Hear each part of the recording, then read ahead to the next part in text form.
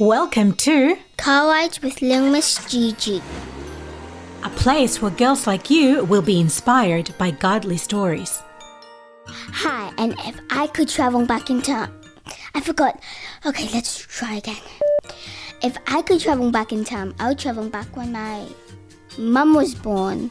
Wait, what am I supposed to say after that? I forgot. Valentina, what are you doing? Yes, what are you doing, Valentina? I could hear you from all the way outside where I'm painting. And you're sounding a little stressed. Are you worried, Valentina? Can I help in some way? Yes, can we help you in any way? Thanks for your concern, but I don't think you're able to help me on this one. What do you mean? Well, I have a speech competition tomorrow, and I'm really worried about it.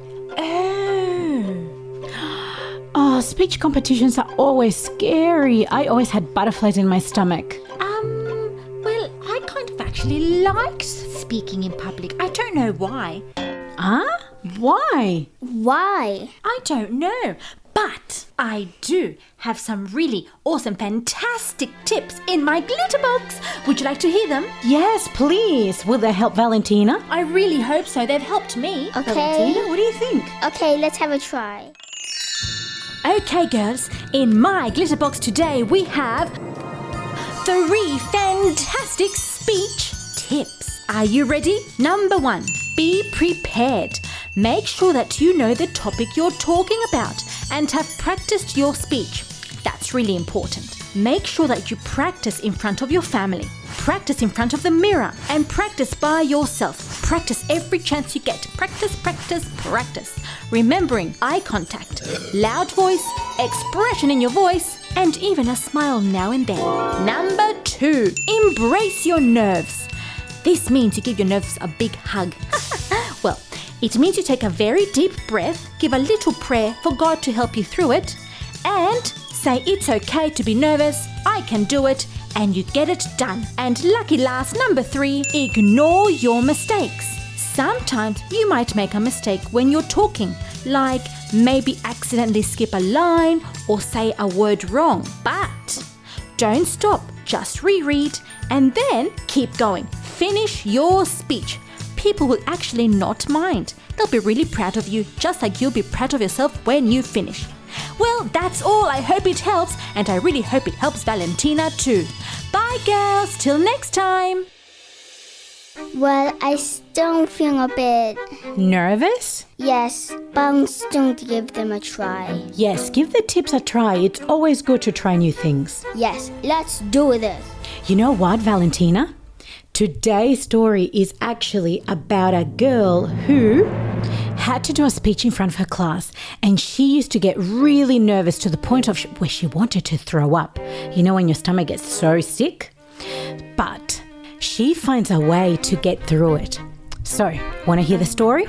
Yes, that would help me a lot because I need to find a way to get through my speech. Bethany Speech, written by Kimberley Giselle.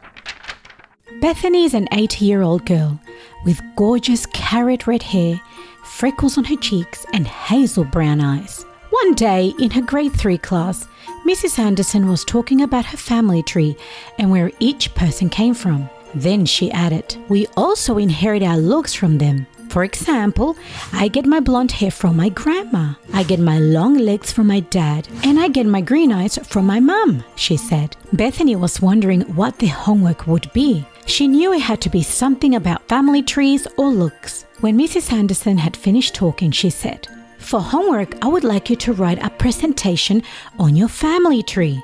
Include pictures and as much interesting information as you can. This is due on Friday." Some of the students in the class cheered and others groaned. "Class, settle down, please," Mrs. Anderson said, clapping her hands to get everyone's attention. Bethany's best friend Amelia's hand shot up in the air. "Yes, Amelia, what if we don't know anything about our family trees?" "Well, you can write about where you get some of your features. For example, your chocolate brown skin. I know you get that from your mum because she's from Africa." "Okay, thanks, Mrs. Anderson." Amelia clapped her hands excitedly and leaned over to Bethany. "This is so fun. she whispered. Bethany scrunched up her face and shook her head. Amelia frowned. Bethany whispered, "I'll tell you at lunch." The bell rang and everyone rushed to get their food and eat. During lunch, Amelia and Bethany started talking about their homework. "So, what were you going to tell me?" Amelia asked.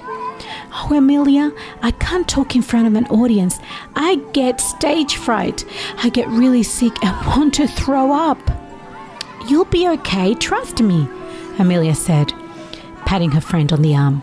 "I don't know," Bethany said, looking down at her cheese sandwich, suddenly not feeling hungry at all. The thought of talking in front of her class made her sick. What could she do? On her way home, Bethany was quiet.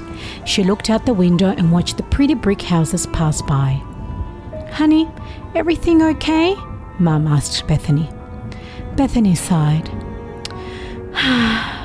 "Well, I have to write about my family tree, or where I get my features from, like my hair and my eye colors."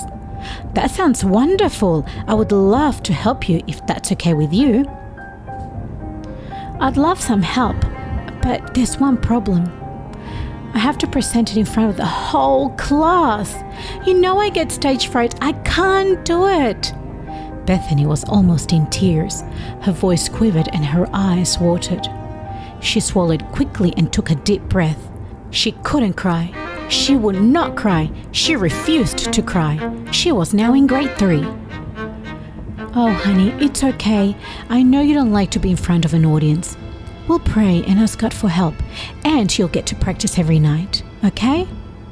"Okay," Bethany squeaked. After dinner that night, Bethany started her homework. She asked her dad where she got her carried red hair from. "Your great-grandmother had carried red hair," he smiled.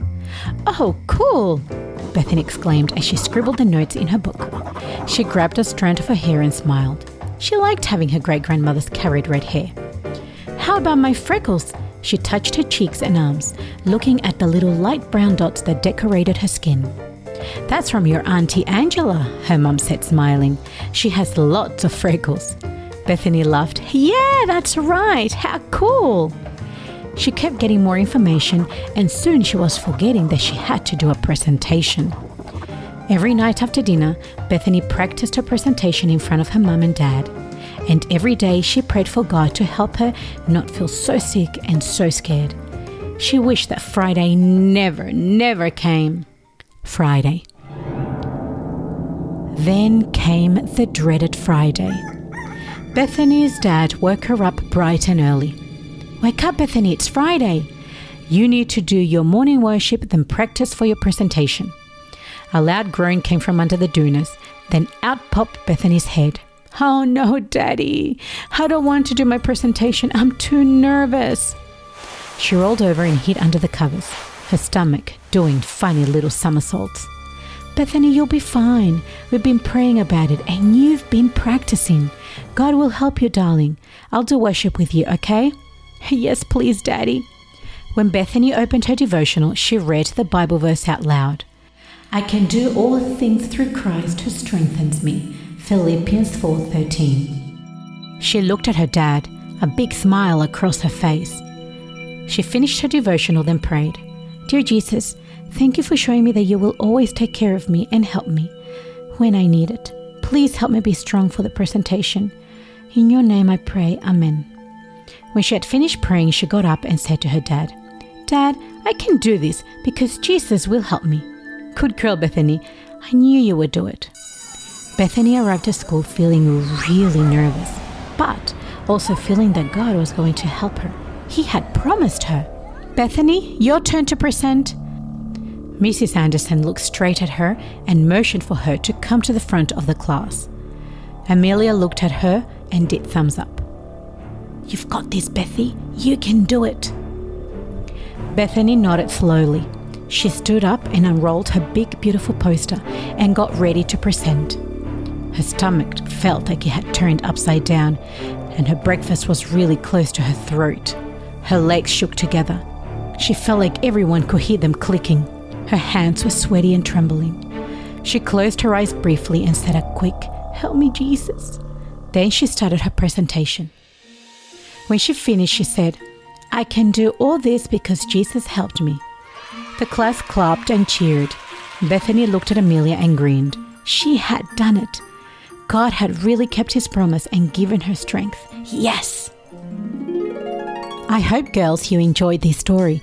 This story was actually sent to us from one of our listeners, from a 12-year-old. So if you love to write stories and you want to send in your stories, they are most welcome and we can share it here with girls your age. So don't forget, send us your stories. The details are below.